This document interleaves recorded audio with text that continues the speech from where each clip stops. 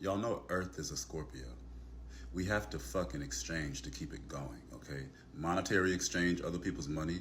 I don't under, I don't get it. Pluto ruling love. Look at what we've done to love. And people think that because I say Pluto rules love, they think, oh no, you're only looking at the negative. Well, no. If you think Venus rules love, you have to look at the shadow aspects of Venus, because look at the shadow aspects of human love.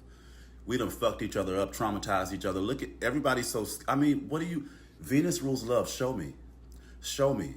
There's no positive love within humanity at all. At all. Are there positive relationships? Yes, I know people. My Scorpio moon auntie done been married to my uncle for 40 years. And they're still each other's best friend, each other's baby. I have positive aspects of love. I've spoken to people who have been together 30 or 40 or 50 years. What is a relationship, a long-term relationship? What is it? Let's think about a beautiful relationship where we see y'all don't know what it takes to hold a relationship together. And a relationship should never be a certain type of work. You should want to work for your partner, but the closer your partner is to you, the more you love them, the more that they affect you, the more you exchange traumas. And imagine being with somebody for a lifetime. People don't realize that when you together longer than 12 years, it's Neptune.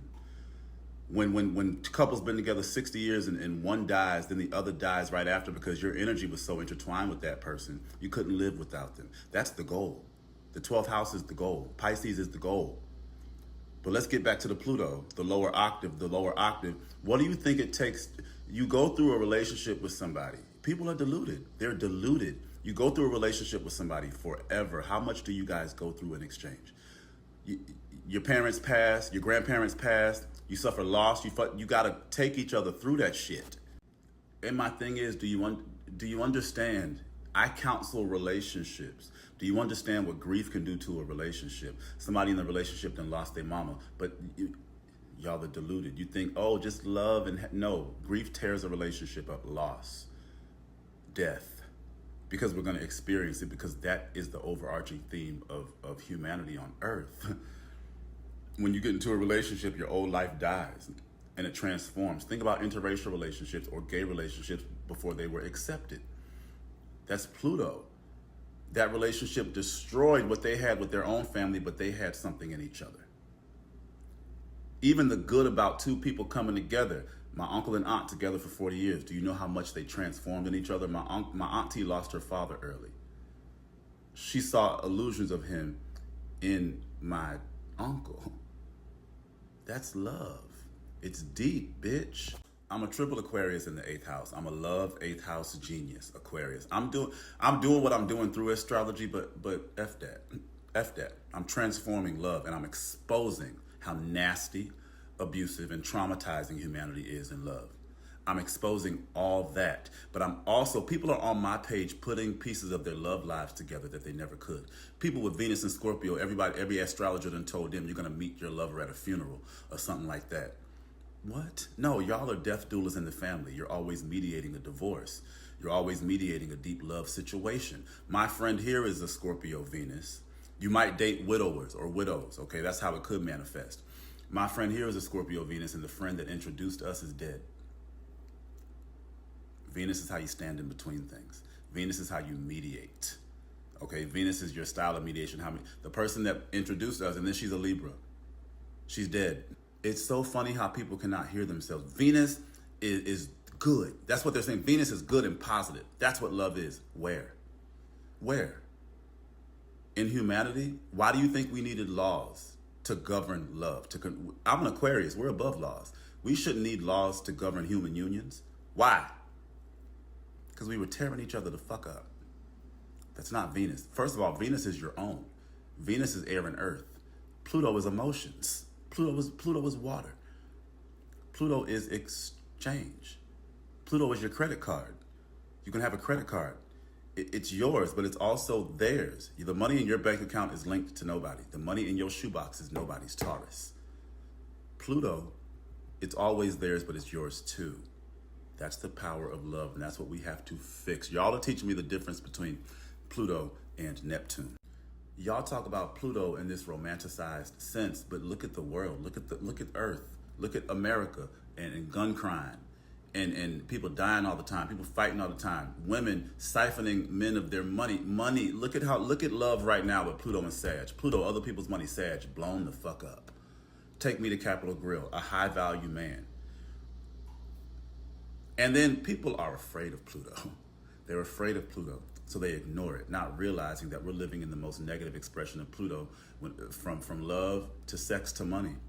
We contort, manipulate, traumatize, and abuse. But nobody wants to take responsibility. I'm a human. We all do it. And we're fucked up for it. But nobody has that level of responsibility. People don't understand where I'm coming from because they cannot reach high enough. You can't. You can't. Y'all are so far beneath me, I can't even see you. And I don't squint. It's bad for your eyes. There very well could be a positive expression of Pluto. A positive expression of Pluto, prices would be just right. Okay, we would be loving each other and loyal. There wouldn't be a cheating epidemic. Even look at that, people cheating all the time because people don't know what the fuck they want because you got with somebody because your mama told you to get with them because you need the validation of being a man, so you had to find a woman.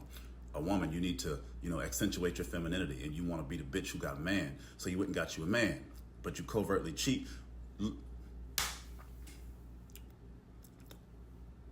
That's Pluto.